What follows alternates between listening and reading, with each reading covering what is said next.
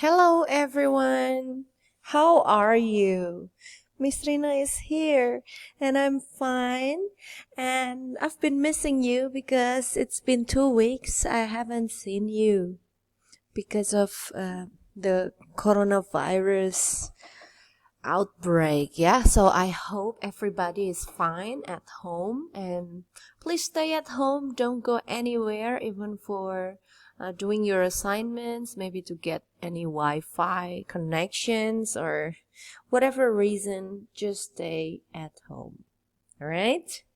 So thank you so much for you who have submitted your your task last week. So if you submitted the task, the simple past exercise task, it means you were present in the class, and I already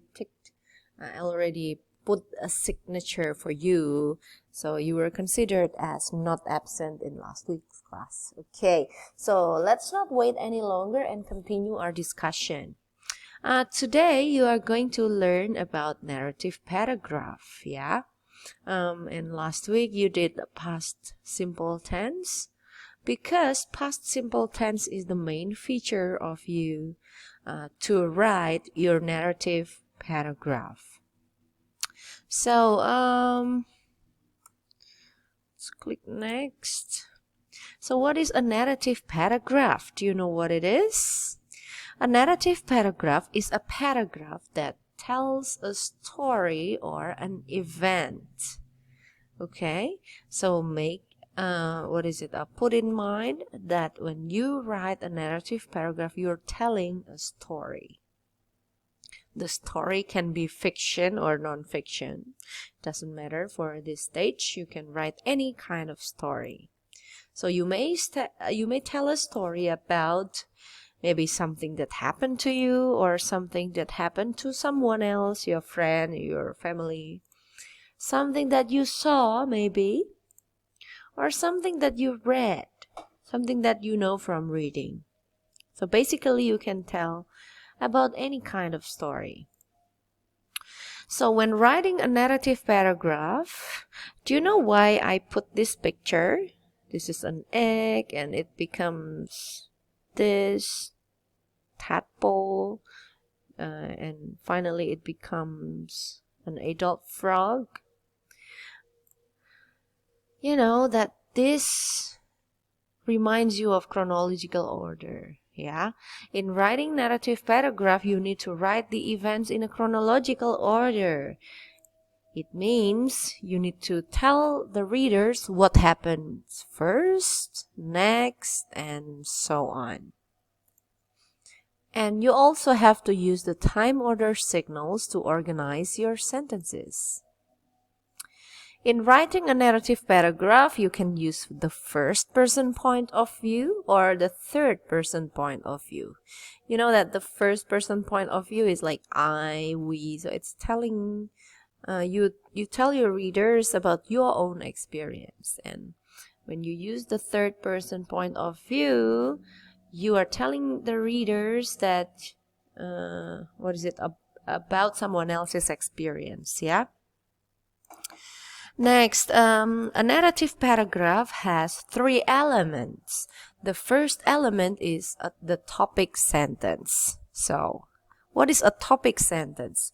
A topic sentence is a sentence that tells the readers what the story will be about. Sometimes, topic sentence can tell when and where the story took place, like the overview of the story. Let's say one day in a remote village there lived a very beautiful princess, something like that. So it tells the when and where of the story. Also, the topic sentence need to capture the reader's interest, attract the readers. The next element of narrative paragraph is supporting sentences. Supporting sentences tell the details of the story, including the sequence of the events. Supporting sentences also tell your readers where did it happen, when did it happen, what happened, who is there, how did the people feel in the story. So it tells all the details about story. Yeah. After you elaborate your story in the supporting sentences, you have to write the concluding sentence.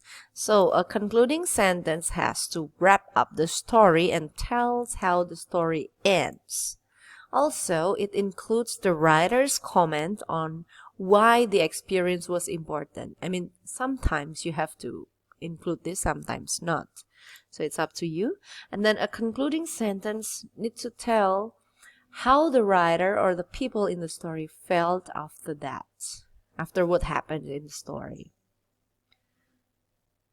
Those are the three elements of narrative paragraph. Now, a good narrative paragraph needs to be clear. You need to make sure, did you provide enough information for the readers to follow and understand your story? You have to be interesting. In this case, you need to use descriptive words to paint a picture of the scenes to your readers. You also have to stay in order. Therefore, you need to use time order signals to help your readers follow your story. And don't forget, please use transition signals to help your narrative flow well. For example, however, that's why, in addition, after that, and other transition signals like therefore.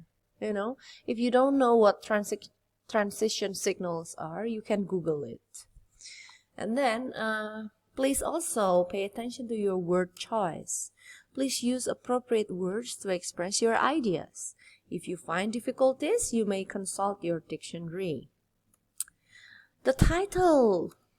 Don't forget to provide a creative and interesting title for your narrative. Proofread is also important.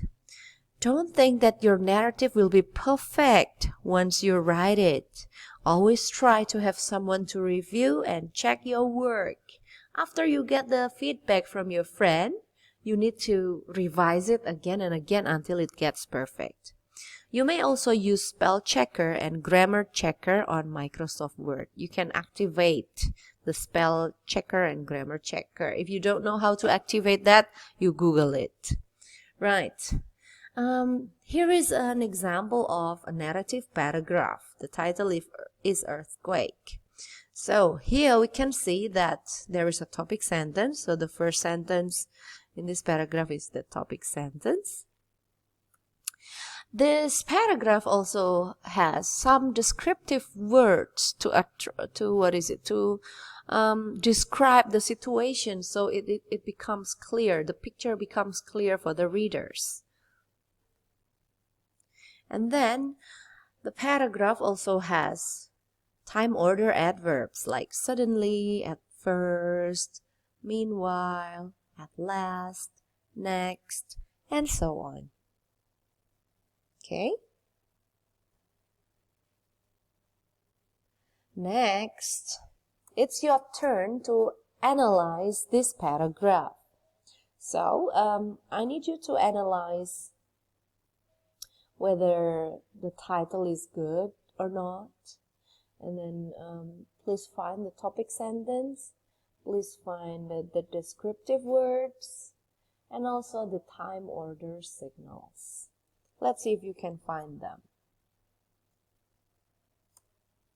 Now, finally, it is your turn to try. Please write your narrative paragraph. To do so, please read the next instructions of the assignment. Okay? I'll see you later.